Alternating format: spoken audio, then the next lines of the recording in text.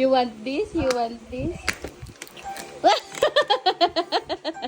O mami, para hindi ka na magdala ng tumbler, sippy cup, or bote, ito na ang solusyon. Share ko lang itong nakita ko na super practical na baby item. Perfect to sa mga lakad, grocery, travel, or kahit anong lakad, or even kahit nasa bahay ka lang. Ang gagawin mo lang kapag nasa labas ka, bibili ka lang ng bottled distilled water, ikabit mo lang itong straw cup, at pwede na siyang gamitin agad bilang straw bottle. Ang maganda pa, may takip siya para malinis ang straw kapag nasa labas kayo. Sa akin, mas convenient siya, syempre mas tipid at less gamit sa mga dadalhin mo. Ito lang, secured naman siya and malinis din. Tapos maliit lang din siya, hindi takaw sa space. Kahit ilagay mo lang to sa baby bag mo, tapos bumili ka na lang ng mga bottle distilled. Silicone din pala yung straw nito ha, and ganito yung example niya. Pero syempre magagamit mo lang to kapag marunong nang sumipsip yung baby mo. Pero careful ka lang din ha, and suggest ko ikaw na humawak ng bote. Kasi itong anak ko pinipindot yung bote kaya nababasa siya. Nasa yellow basket ito, merong blue and pink. Depende na lang sa gender ng baby mo. Check out mo na.